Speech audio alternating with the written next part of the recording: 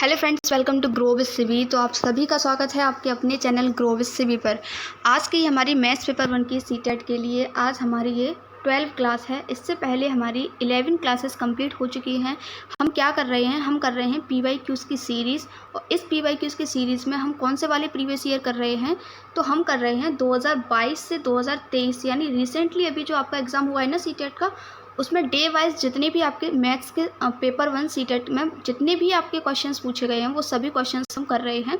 तो आज हम देखने वाले हैं 23 जनवरी 2023 में पूछे जाने वाले सारे मैथ्स पेपर 1 के क्वेश्चंस।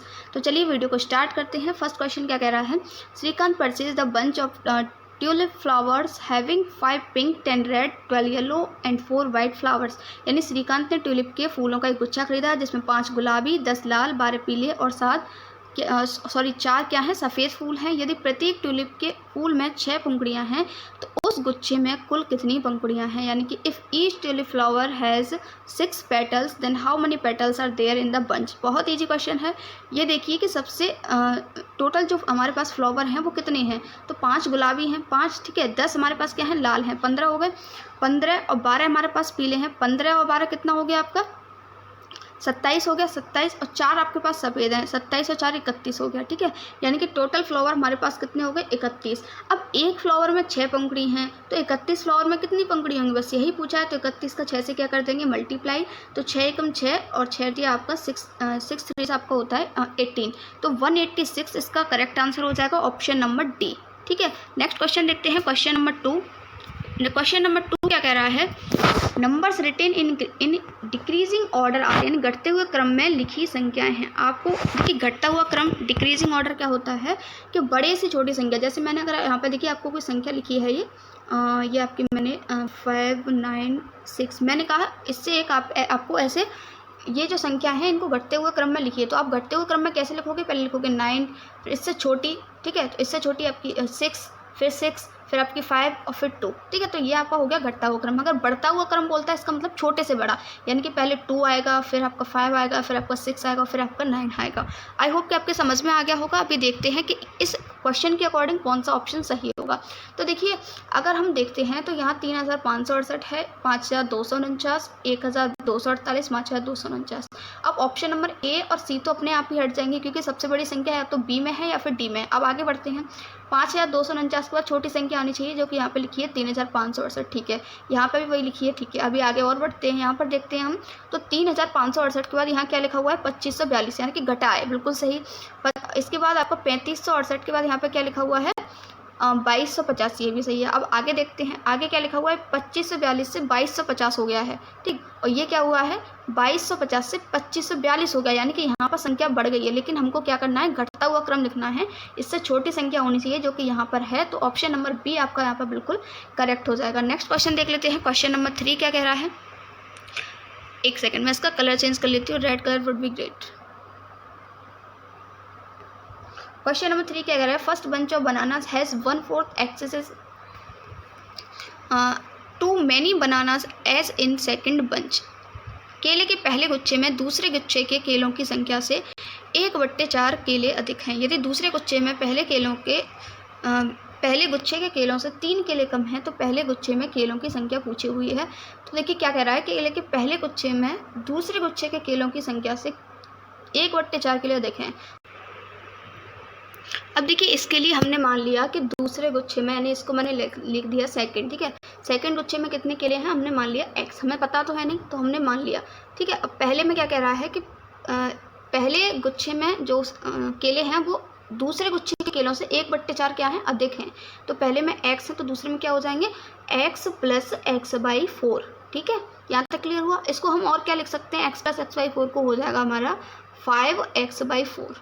ठीक है, अब क्या कह रहा है, यदि दूसरे गुच्छे में पहले गुच्छे के केलों से 3 कम है, यानी कि दूसरा गुच्छा x बराबर पहले गुच्छे में कितने हैं, 5x/4, इससे क्या है 3 कम है। कम का मतलब 3 घटा दीजिए तो -3। ठीक, अब इसको कर लेते हैं सॉल्व करने के लिए हम x की वैल्यू एक साइड कर देते हैं और जिनमें x नहीं है उन यानी कि चर और अचर को हमें क्या करना है, अलग अलग करना है। तो वो कैसे करेंगे, तो देखिए यहाँ पे x है, x माइनस 3 को इधर ले आते हैं, है ना, 3 को इधर ले आते हैं, x को इधर पहुँचा देते हैं। तो ये हो जाएगा आपका 3 equals to 5x upon 4 minus x. इसको कर लेते हैं सॉल्व, तो ये आपका हो जाएगा 3 इक्वल्स टू, इसको जब आप सॉल्व करोगे ठीक है, तो ये हो जाएगा 5x माइनस 4x अपॉन 4। ठीक है, ये 5x में से 4x आएगा, आपका x अपॉन 4 आ जाएगा, यानी कि 3 इक्वल्स टू x अपॉन 4 बचेगा आपका। ठीक है, यहाँ से x की वैल्यू कितनी आ जाएगी, x इक्वल्स टू आ जाएगा आपका 12। ठीक, अब देखिए x इक्वल टू हमारा कितना आ गया, x इक्वल टू आ गया हमारा 12, और पूछा क्या है हमसे, पहले गुच्छों में केलों की कुल संख्या पूछी हुई है। तो पहले गुच्छे में कितनी हमने मानी थी, ये आया था हमारा 5x अपॉन 4। इसमें हमें क्या करना है, जस्ट 12 x की जगह 12 रख देना है। तो x 12 इंटू 4, 4 से आपका कट जाएगा 3 टाइम्स, ये आपका बचा 5 इंटू 3 यानी कि 15। ऑप्शन नंबर जो है आपका डी यहाँ पर बिल्कुल करेक्ट हो जाएगा, 15। नेक्स्ट क्वेश्चन देख लेते हैं, क्वेश्चन नंबर आपका, एक सेकेंड, क्वेश्चन नंबर आपका 5, भिन्नों में से सबसे छोटी भिन्न कौन सी है। देखिए कितना इजी क्वेश्चन है, अगर आपने मेरी प्रीवियस वीडियोस देखी हैं तो आपको इसका जो सॉल्यूशन है बहुत अच्छे से आ रहा होगा कि इस टाइप के क्वेश्चंस को आपको कैसे सॉल्व करना है। अगर कोई फ्रैक्शन आपके सामने दी हुई है, छोटी भिन्न पूछे या बड़ी भिन्न पूछे, बहुत ईजिली आप निकाल सकते हो, है ना। तो देखिए मैंने आपको क्या बताया था कि इसका जो अंश होता है ना, उसमें सिर्फ आप 0 बढ़ा लीजिए, उसमें डिवाइड कर दीजिए। तो इसमें आप देखिए, इसमें डिवाइड करोगे तो आपका कितना हो जाएगा, 4 बार जाएगा, 9 चौक 36। ठीक, फिर से 4 बार जाएगा, पॉइंट, ठीक, 4.4। अब हम दूसरे में अगर देते हैं 12 का 110 में देंगे तो कितना आ जाएगा, पहले से आपका किससे जाएगा, 12 निम्मा 108। ठीक, फिर आपका 2.0 और ये 12 एकम 12, 9.1 आ गया। दूसरे का अगर हम देखते हैं तो 8 का 10 में जब हम करेंगे तो कितना आ जाएगा, 1। ठीक है, फिर आपका ये आ जाएगा 0.0 और 2। ठीक, अगर हम तीसरी संख्या का देखते हैं तो 36 का जब हम 50 में करेंगे तो कितना आएगा, 36 एकम 36, 4 पॉइंट लाएंगे, 0 बढ़ाएंगे, फिर से 1.1। ठीक, अब आपके पास लास्ट संख्या बची है 72 का 5 में डिवाइड करना है, 50 में डिवाइड करना है। हर जो भी संख्या है ना, उसमें उसके अंश, जो ऊपर वाली संख्या जो होती है अंश कहते हैं उसको हम, उसमें आपको बस एक 0 आगे बढ़ाना है, उसमें डिवाइड करना है। ठीक, अब देखिए 72, 50, अब इसमें 0 बढ़ा लिए, लेकिन फिर भी नहीं होते, हम पॉइंट लगा लेंगे, फिर से यहाँ पे एक 0 बढ़ा लेंगे, तो ये पॉइंट में कुछ संख्या आएगी। ठीक है, 0 पॉइंट कुछ संख्या आएगी। अगर आप इन सभी संख्याओं को ऑब्जर्व करते हैं, देखिए यहाँ आ रहा है 4.4, यहाँ 9.1, यहाँ 1.2, यहाँ 1.2, लेकिन यहाँ आपका 0 पॉइंट कुछ आएगा। तो सबसे छोटी भिन्न आपकी यही हो जाएगी 5/72, यानी कि ऑप्शन नंबर जो डी है आपका यहाँ पर बिल्कुल करेक्ट हो जाएगा। इस तरीके से आप गैस कर सकते हो और एकदम अपने सही आंसर पर पहुँच सकते हो। नेक्स्ट क्वेश्चन देख लेते हैं, question number 6, number of prime factors of 1000 यानी कि 1000 के अभाज्य गुणनखंडों की संख्या क्या है, ये आपको बतानी है। तो देखिए अभाज्य गुणनखंड कैसे निकालते हैं, मैंने पहले भी आपको बताया, अभी मैं यहाँ पर आपको निकाल के दिखा देती हूँ। ये है आपका 1000। ठीक, इसके अभाज्य गुणनखंड पूछें तो 2 से जाएगा पहले, ठीक, 0, फिर आपका किससे जाएगा, फिर 2 से कट जाएगा 25 टाइम्स, फिर 0 आ जाएगा, फिर आपका 2 से कटेगा क्या, ये बिल्कुल कटेगा, 2 से 1 टाइम, ठीक है, 2 से आपका 2 टाइम्स, और 2 से आपका 5 टाइम्स। अब ये 2 से नहीं कटेगा, ना ही आपका 3 से कटेगा, अब किससे कटेगा, ये 5 से कटेगा, 5 दूनी 10, 5 पंजे 25, फिर किससे कटेगा, अब ये फिर 5 से कटेगा। ठीक, और फिर आपका किससे कटेगा, 5 से कटेगा। जब तक आपको नीचे 1 नहीं आ जाता तब तक आपको काटना होता है। ठीक है, अब देखिए यहाँ पर कितने आपके पास बन गए, तो ये आपके हो गए 2, 1 2 3 तो आपके पास 2 हैं, तो इसको हम 2 की पावर 3 लिख सकते हैं, इंटू 3 ही आपके पास क्या है, 5 हैं, तो 5 की पावर 3 लिख सकते हैं। यानी कि हमारे पास गुणनखंडों की कितनी संख्या है, एक 2 है, एक 5 है। तो ऑप्शन नंबर बी आपका यहाँ पे बिल्कुल करेक्ट हो जाएगा। नेक्स्ट क्वेश्चन देख लेते हैं। क्वेश्चन नंबर 7 क्या कह रहा है, यदि 976.21 और 243.72 के योगफल में से 921.20 और 212.85 के योगफल को घटाया जाए तो परिणाम क्या प्राप्त होगा। देखिए कितना ईजी और बेसिक क्वेश्चन आपसे पूछा गया है। सिर्फ आपको संख्याओं को जोड़ना है, जोड़ने के बाद जो भी आपको प्राप्त होगा उसमें से आपको संख्याओं को घटाना है।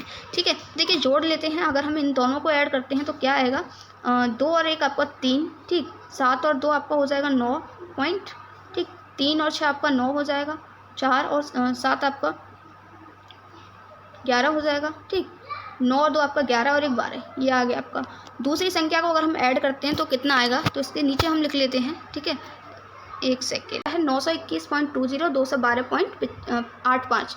ठीक है, इसको ऐड करना है तो देखिए 5 और 0 आपका 5 हो जाएगा, 8 और 2 आपका कितना हो जाएगा 10 हो जाएगा। एक आपके हासिल पॉइंट लगाएंगे, 2 और 1 3 और 1 हासिल थी तो 4 हो जाएगा, 1 और 2 आपका 3 हो जाएगा, 9 और 2 आपका 11 हो जाएगा। अब हमें क्या करना है, देखिए क्या क्या लिखा हुआ है, इस योगफल में से जो संख्या दूसरी वाली है उसके योगफल को घटाया जाए। अब इनको क्या करना है, माइनस करना है। तो इसमें से देखिए माइनस करेंगे तो 13 में से 5 गया 8, यहाँ पर आपका 8 बचा पॉइंट, 9 में से 4 गया आपका 5। ठीक, यहाँ से एक कैरी लेंगे तो ये आपका हो जाएगा 11 में से 3 8, और यहाँ पर आपका 0 0 बचेगा। ठीक है, तो 85.88 इसका जो है करेक्ट आंसर आएगा, यानी कि ऑप्शन नंबर आपका ए यहाँ पे बिल्कुल करेक्ट हो जाएगा। नेक्स्ट क्वेश्चन देख लेते हैं। क्वेश्चन नंबर 8 क्या कह रहा है, एक वृत्त में कितनी सममिति रेखाएं हो सकती हैं, यानी कि how many lines of symmetry are there in a circle. तो देखिए ये एक सर्कल है। ठीक है, अब आप इसमें कितनी सिमेट्री लाइन खींच सकते हो। सिमेट्री का मतलब होता है कि किसी भी एक ऐसी रेखा जो किसी भी आकृति को 2 बराबर भागों में काट देती है, उसको हम कहते हैं आपकी सिमेट्री यानी कि सममिति रेखा। अब जैसे ये वृत्त है आपका, आप इसको ऐसे काट सकते हो, ऐसे काट सकते हो, ऐसे काट सकते हो, आप इसको कैसे भी काटोगे ना तो ये बिल्कुल बराबर भागों में ही कटेगा। इसलिए इसमें कितनी रेखाएं हो सकती हैं, इनफाइनाइट यानी कि अपरिमित सममिति रेखाएं इसमें होती हैं। नेक्स्ट क्वेश्चन देख लेते हैं। क्वेश्चन नंबर 9, 6 समबाहु त्रिभुजों के प्रयोग से आप निम्न में से कौन सी आकृति बना सकते हैं। Using 6 equilateral triangle you can which of the following shape, you can make which of the following shape. ठीक है, तो आपका 6 क्या है, समबाहु त्रिभुज है। समबाहु त्रिभुज होता क्या है, पहले ये समझिए, ऐसा त्रिभुज जिस सम्मिस हो गया, देखिए बराबर बाहुमिस होता है भुजा, यानी कि ऐसा त्रिभुज जिसकी सभी भुजाएं बराबर होती हैं उसको हम कहते हैं समबाहु त्रिभुज। मैंने यहाँ पे एक ड्रॉ किया समबाहु त्रिभुज। ठीक है, ये हो गया हमारा समबाहु त्रिभुज। ठीक, अब क्या कह रहा है, 6 समबाहु त्रिभुज, तो ये एक हो गया, दूसरा समबाहु त्रिभुज हमने ड्रॉ कर लिया, तीसरा समबाहु त्रिभुज हमने ड्रॉ कर लिया, चौथा समबाहु त्रिभुज हमने ड्रॉ कर लिया, चौथा ड्रॉ कर लिया, पांचवा ड्रॉ कर लिया और ये छठवां ड्रॉ कर लिया। 6 समबाहु त्रिभुज। अब ये कौन सी आकृति बनाना है, सम पंचभुज। बिल्कुल गलत, पंचभुज तो हो नहीं सकता। पंचभुज यानी कि जिसमें 5 भुजाएं, तो इस पर हम गिनती करते हैं तो 1 2 3 4 5 6, ठीक है, टोटल 6 हो रहे हैं आपके। सम षटभुज, बिल्कुल सही आंसर है इसका, ऑप्शन नंबर बी आपके यहाँ बिल्कुल करेक्ट हो जाएगा। रेगुलर हेक्सागोन, यानी कि आपका सम षटभुज बनेगा। Next question, question number 10, in the table given below there are 2 columns x and y, यानी कि आपको 2 कॉलम दिए गए हैं एक्स एंड वाई। ठीक है, एक्स में क्या दिया गया, कोणों के प्रकार दिए गए हैं, और वाई में क्या दिया गया, उनके कोणों की माप से आपको मैच करना है। जैसे आपको ए में क्या दे रखा है, न्यून कोण एक्यूट एंगल, और आगे आपके कोणों की माप में दे रखा है 180 डिग्री, ऑब्ट्यूस एंगल यानी अधिक कोण 90 डिग्री। आपको ये बताना है, मैचिंग करनी है कि कौन सा कोण कितने डिग्री का होता है। अगर आपने मेरी प्रीवियस वीडियो देखी है तो मैंने आपको सारे कोण बताए हुए थे कि कौन सा कोण कितने डिग्री का होता है। ठीक, चलिए फिलहाल क्वेश्चन पर चलते हैं। और आपका ऑप्शन नंबर सी कह रहा है 120 डिग्री और डी कह रहा है समकोण यानी कि 45 डिग्री। तो देखिए इसका मैं आपको सही एकदम सही से बताऊंगी। देखिए जो 45 डिग्री का एंगल है ये वाला, ये किससे है, 90 से छोटा है। तो देखिए वह कोण जो 90 डिग्री का होता है उसको हम कहते हैं समकोण, क्या कहते हैं, राइट एंगल। और वह कोण जो 90 डिग्री से कम होता है उसको हम कहते हैं न्यून कोण यानी कि एक्यूट एंगल। तो 45 हमारा क्या हो गया, न्यून कोण हो गया। समकोण हमारा 90 डिग्री का होता है। अधिक कोण क्या होता है, जो 90 डिग्री से अबव होता है, 180 से कम होता है। ठीक, तो 120 हमारा क्या हो गया, अधिक कोण हो गया। रिज कोण क्या होता है, स्ट्रेट एंगल। तो वो कोण जो 180 डिग्री का होता है, ठीक, उसको हम कहते हैं रिज कोण यानी कि स्ट्रेट एंगल। तो आई होप कि आपको समझ में आ गए होंगे सारे कोण। तो फिलहाल जो आपका ऑप्शन नंबर डी है यहाँ पर बिल्कुल करेक्ट हो जाएगा। नेक्स्ट क्वेश्चन देख लेते हैं। क्वेश्चन नंबर आपका 11। क्वेश्चन नंबर 11 क्या कह रहा है, it is given that weight of 1500 coins is 9 kilogram, यानी कि 1500 सिक्कों का भार आपको 9 किलोग्राम दे रखा है। Then what is the weight of 2200 such coins, यानी कि ऐसे ही 2200 सिक्कों का भार कितना होगा ये आपको बताना है। तो देखिए बहुत ईजी क्वेश्चन है। 1500 सिक्कों का भार कितना है, 9 किलोग्राम। तो एक सिक्के का भार कितना होगा, अगर हम एक सिक्के का निकालें तो एक सिक्के का कितना होगा, तो 9/1500। ठीक, अब क्या कह रहा है, 2200 सिक्कों का भार कितना होगा, तो 2200, जब एक सिक्के का भार 9/1500 किलोग्राम है तो 2200 का कितना हो जाएगा, 2200 से कर देंगे हम मल्टीप्लाई। तो 2200 बट्टे आपका 1500, इसको कर देते हैं कट, तो 0 से 0 कट गया, 0 से आपका 0 कट गया। ठीक है, इसको जब हम कट करेंगे तो 3 से ये कट हो जाएगा 5 टाइम्स, और ये 3 से आपका कट हो जाएगा 3 टाइम्स। ठीक, ये आपका हो गया ऊपर 22 से 66, और ये नीचे आपका हो गया 5। अगर हम इसका डिवाइड करते हैं 66/5 का, तो आपका क्या आएगा, 5 ने 66 से डिवाइड करोगे तो क्या आएगा, ये 5 1 5, 1 आ गया आपका। ठीक, ये नीचे आ गया 6, और 5 15 15, ये आपका बचा नीचे 1, यानी कि 13 सही 1/5, यानी कि 13 सही 1/5 क्या हो गया आपका किलोग्राम। लेकिन आप देख रहे हो यहाँ पे आपका जो भार दे रखा है वो किलोग्राम और ग्राम दोनों में दे रखा है, तो सीधा ये तो आपका 13 किलोग्राम हो गया। अब हम 1/5 किलोग्राम को ग्राम में बदल देते हैं, तो देखिए 1 किलोग्राम में आपका होता है 1000 ग्राम, ठीक। तो 1/5 किलोग्राम में कितना होगा, कितना ग्राम होगा, तो 1000 से कर दीजिए ऊपर मल्टीप्लाई डिवाइडेड बाई 5, 5 दूनी 10, 0, यानी कि 200 ग्राम। तो ऑप्शन नंबर बी आपका यहाँ बिल्कुल करेक्ट हो जाएगा, 13 kilogram and 200 gram. Next question देख लेते हैं। क्वेश्चन नंबर 12 क्या कह रहा है, सीमा ने एक 5.1 मीटर लंबाई की क्या खरीदी, साड़ी खरीदी है उसने। उसके पास एक क्या है, ट्रेसिंग पेपर है जिस पर 30 सेंटीमीटर लंबा एक सुंदर डिज़ाइन है। इस ट्रेसिंग पेपर की सहायता से वह इस साड़ी की एक लंबाई को इस डिज़ाइन से ट्रेस करना चाहती है, जिसे वह बाद में पेंट करेगी। उसे कितनी बार इस ट्रेसिंग पेपर का प्रयोग करना होगा कि उसका जो उद्देश्य है वो क्या हो, पूरा हो जाए। अब देखिए उसकी साड़ी की लंबाई कितनी दे रखी है, 5.1 मीटर, और पेपर की लंबाई कितनी है, 30 सेंटीमीटर। तो यूनिट में डिफरेंस है, यहाँ मीटर दे रखा है या सेंटीमीटर, तो हम पहले इसको कर लेते हैं सेंटीमीटर में चेंज। तो 1 मीटर में आपका 100 सेंटीमीटर होता है, सभी को पता है। तो 5.1 में जब हम 100 से मल्टीप्लाई करेंगे तो ये आपको पॉइंट हटाएंगे, 0 आ जाएगा, 0 से 0 कट जाएगा, यानी कि आपका हो जाएगा 501 सेंटीमीटर, ठीक है।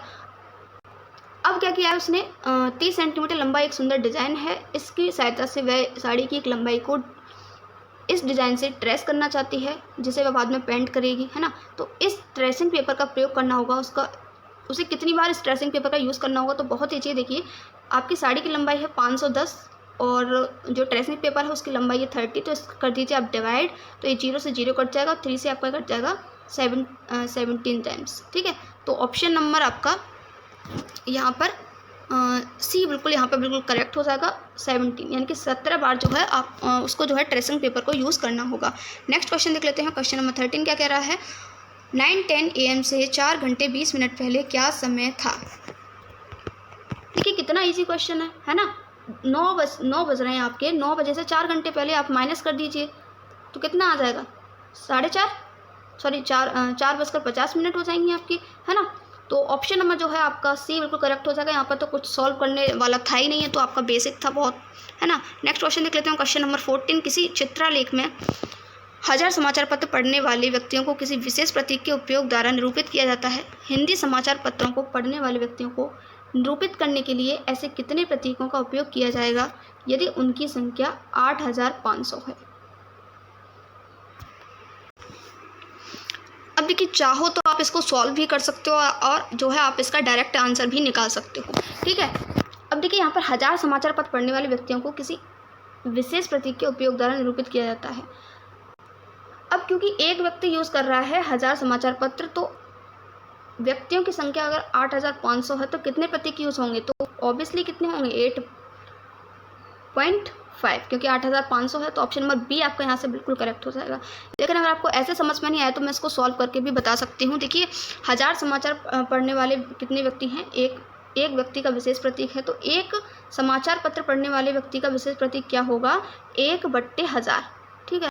तो ये पूछा है 8000, अगर व्यक्तियों की संख्या कितनी है 8500, तो 8500 व्यक्तियों के पढ़ने के लिए क्या होगा उनका चिन्ह, तो 8500 बट्टे आपका हो जाएगा 1000, ठीक। 1000 से आपका 0 से 0 काट दीजिए, 0 से 0 कट गया, 0 से 0 कट गया, 10 का 85 में जब आप डिवाइड करोगे तो आपका हो जाएगा 8.5, ठीक। तो ऑप्शन नंबर बी आपका बिल्कुल करेक्ट हो गया। नेक्स्ट क्वेश्चन और आज का हमारा लास्ट क्वेश्चन है। Question number 15, study the pattern and right the missing number. Pattern का आपको अध्ययन करना है और जो संख्या मिसिंग है वो आपको लिखनी है, बतानी है, ठीक है। अब देखिए 1 × 1 क्या दे रखा है, 1, 11 × 11, 121, 111 × 111, 1 2 3 2 1।